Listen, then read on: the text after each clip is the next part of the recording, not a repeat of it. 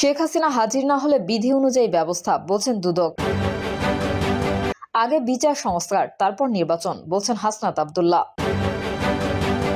জানাবো তত্ত্বাবধায়ক সরকারের তত্ত্বাবধান হবে কিভাবে, এবং সর্বশেষ জানাবো দেশে অবশ্যই যুক্তির সময় নির্বাচন হবে, বলছেন সার্জিস আলম। এতক্ষণ শুনছিলেন সংবাদ শিরোনাম, এবারে বিস্তারিত। তবে তার আগে অনুরোধ থাকবে আমাদের চ্যানেলটি সাবস্ক্রাইব করে বেল আইকনটি ক্লিক করুন। শেখ হাসিনা হাজির না হলে বিধি অনুযায়ী ব্যবস্থা, বলছেন দুদক।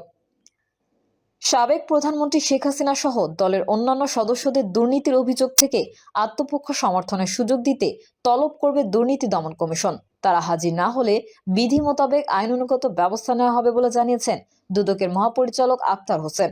আক্তার হোসেন বলেন, দুর্নীতির অভিযোগ ওঠার কারণে শেখ হাসিনা সহ তার দলের অন্যদের আত্মপক্ষ সমর্থনের জন্য তলব করা হবে। তা না মানা হলে আইন অনুযায়ী ব্যবস্থা নেওয়া হবে। আগে বিচার সংস্কার, তারপর নির্বাচন, বলছেন হাসনাত আব্দুল্লাহ। বিচার ও সংস্কার করার পর নির্বাচন দেওয়ার দাবি জানিয়েছেন বৈষম্য বিরোধী ছাত্র আন্দোলনের কেন্দ্রীয় কমিটির আহ্বায়ক হাসনাত আব্দুল্লাহ। তিনি বলেন, বাংলাদেশে অবশ্যই একটি যৌক্তিক সময় নির্বাচন হবে, তবে তার আগে খুনি হাসিনার বিচার ও এই দেশের সিস্টেমগুলো সংস্কার করতে হবে। হাসনাত আব্দুল্লাহ বলেন, গত ১.৫ দশক ধরে খুনি হাসিনা আমাদের দেশের রাজনৈতিক কাঠামো ভেঙে দিয়েছেন, দেশটাকে নেতৃত্ব শূন্যতার মধ্যে ফেলে দিয়েছেন। আমাদের পূর্বতন যে রাজনৈতিক নেতৃত্ব রয়েছে তাদের বিভাজনের কারণে ফ্যাসিবাদের বিরুদ্ধে কোনো আন্দোলন গড়ে তুলতে পারেননি, তারা ব্যর্থ হয়েছেন। তারা যেখানে ব্যর্থ হয়েছেন ঠিক সেই জায়গাতে আমাদের তরুণ প্রজন্মকে হাল ধরতে হয়েছে। তিনি আরো বলেন, এদেশের মানুষের জীবনের দিকে আর যদি কোনো শকুন দৃষ্টি দেয় তাহলে তার চোখ উপড়ে ফেলবো, হোক সে দেশের ভেতরের শক্তি অথবা বাইরের শক্তি। আমরা আমাদের শহীদ ভাইদের হত্যার বিচার চাই।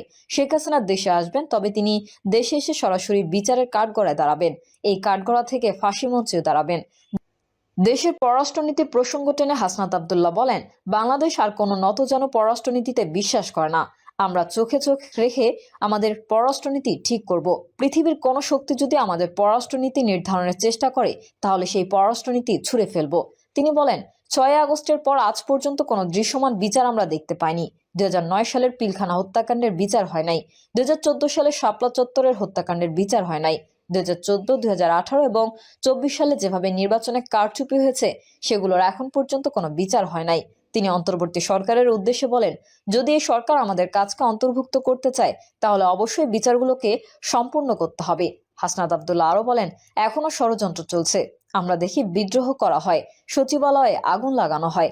আপনাদের বলি, রিয়েলিটি মাইনা নেন। ছাত্র সমাজ যতদিন জেগে আছে ততদিন এই খুনি শেখ হাসিনা বাংলাদেশে ফিরে আসতে পারবে না। তত্ত্বাবধায়ক সরকার তত্ত্বাবধান হবে কিভাবে? বাংলাদেশে ফিরে আসছে তত্ত্বাবধায়ক সরকার ব্যবস্থা। নির্বাচন ব্যবস্থা সংস্কারের জন্য গত সেপ্টেম্বরে ডক্টর বদিউল আলম মজুমদারের নেতৃত্বে কমিশন ঘোষিত এবং অক্টোবরের প্রথম সপ্তাহে অন্য সদস্যদের মনোনয়ন সম্পন্ন হয়েছিল। কমিশন জানুয়ারির মাঝামাঝি তাদের প্রতিবেদন প্রধান উপদেষ্টার কাছে পেশ করবে বলে সংবাদ মাধ্যমে জানাচ্ছে। এর আগেই গত ডিসেম্বর মাসে সুপ্রিম কোর্টের রায়ে সংবিধানে তত্ত্বাবধায়ক সরকার ব্যবস্থা ফিরে এসেছে। সুতরাং আগামী নির্বাচন আবারও তত্ত্বাবধায়ক সরকার ব্যবস্থার অধীনে অনুষ্ঠিত হচ্ছে ধরে নেওয়া যায়। অবশ্য নির্বাচন ব্যবস্থা সংস্কার সংক্রান্ত কমিশন তত্ত্বাবধায়ক সরকারের নতুন রূপরেখা প্রস্তাব করতেই পারে। সেই ক্ষেত্রে ১৯৯৬, ২০০১ ও ২০০৬ সালে এই ব্যবস্থা কিভাবে ক্ষমতাসীন দল বা জোটের মারাত্মক ম্যানিপুলেশনের শিকার হয়েছিল সেই ইতিহাস পর্যালোচনা জরুরি। ২০০৭ সালে 111 তত্ত্বাবধায়ক সরকার যেভাবে ২ বছর ক্ষমতা দীর্ঘায়িত করেছিল সেটাও পর্যালোচনার বাইরে থাকতে পারে না।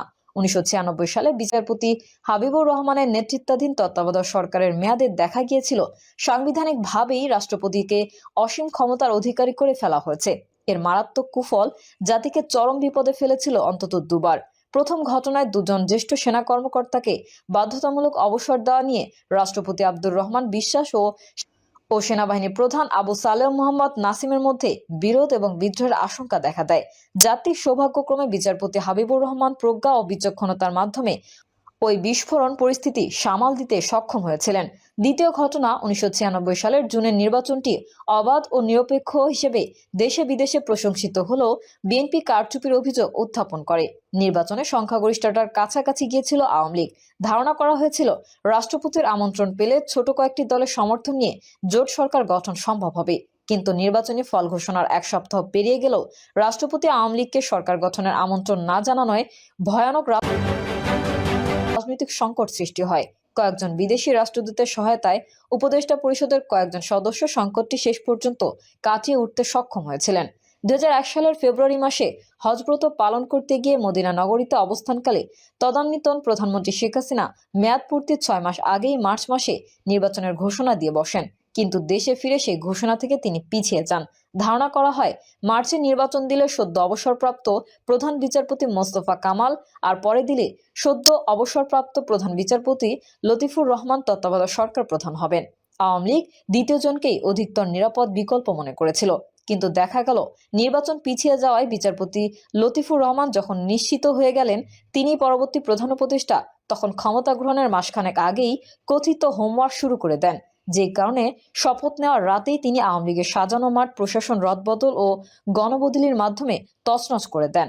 আওয়ামী লীগ ইলেকশন ইঞ্জিনিয়ারিং করতে চেয়েছিল ঠিকই, কিন্তু 2001 সালের তত্ত্বাবধায়ক সরকার যেভাবে 1.5 শতাধিক কর্মকর্তাকে বদলি করে সেটাও লেভেল প্লেইং ফিল্ড প্রতিষ্ঠার অন্তরায় ছিল, কারণ ওই পদগুলোতে যাদের আনা হয়েছিল বেশিরভাগই ছিল বিএনপি জামায়াতপন্থী। আওয়ামী লীগের অভিজ্ঞতা থেকে বিএনপি জামায়াত জোট আর ঝুঁকি নিতে চায়নি। 2001-2006 শাসনামলে প্রথম থেকে সেনাবাহিনী, সিভিল প্রশাসন ও পুলিশ বাহিনীতে রাজনৈতিক আনুগত্য নিশ্চিত করায় মনোযোগী হয়। জ্যেষ্ঠতাক্রম লঙ্ঘন করে জেনারেল মঈন ইউ আহমেদকে সেনাপ্রধান করা হয়। জিয়াউর রহমানের মাজার জিয়ারত না করার অপরাধে ডক্টর বদরুদ্দোজা চৌধুরীকে পদত্যাগে বাধ্য এবং আরও অনুগত অধ্যাপক ইয়াজউদ্দিন আহমেদকে রাষ্ট্রপতি করা হয়। এ সময় সুপ্রিম কোর্টের বিচারপতিদের অবসর গ্রহণের বয়স 2 বছর বাড়িয়ে 67 বছর নির্ধারণ করা হয়। অভিযোগ রয়েছে বিএনপি প্রাথমিক পর্যায়ের আন্তর্জাতিক সম্পাদক বিচারপতি KM হাসানকে 2006 সালে তত্ত্বাবধায়ক সরকারের প্রধান উপদেষ্টা করার অঙ্ক কষেই এই সিদ্ধান্ত নেওয়া হয়েছিল। এর ফলে আওয়ামী লীগ শুরু করে হাসান বিরোধী আন্দোলন। 2006 সালের 28 অক্টোবর বিচারপতি হাসান প্রধান উপদেষ্টার পদ গ্রহণে তার অসম্মতি জানালে রাষ্ট্রপতি ইয়াজউদ্দিন আহমেদ বিধান অনুসারে বিচারপতি মাহমুদুল আমিন চৌধুরীকে অনুরোধ না জানিয়ে নিজেই তত্ত্বাবধায়ক সরকার প্রধানের দায়িত্ব নেন। পরে তার নানা কর্মকাণ্ডের প্রতিবাদে উপদেষ্টা পরিষদের 4 জন সদস্য পদত্যাগ করেন।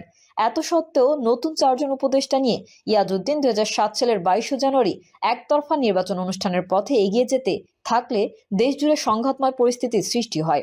2007 সালের 11 জানুয়ারি সেনাপ্রধান জেনারেল মঈন ইউ আহমেদ বঙ্গভবনে গিয়ে জরুরি অবস্থা জারির জন্য রাষ্ট্রপতিকে কার্যত বাধ্য করেন। পরদিন 12 জানুয়ারি ডক্টর ফখরুদ্দিন আহমেদের নেতৃত্বে গঠিত হয় আরেকটি তত্ত্বাবধায়ক সরকার।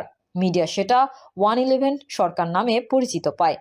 দৃশ্যত আরও দীর্ঘ সময় শাসনের আকাঙ্ক্ষা থাকলেও রাজনৈতিক দলগুলোর আন্দোলনের মুখে 3 মাসের স্থলে প্রায় 2 বছর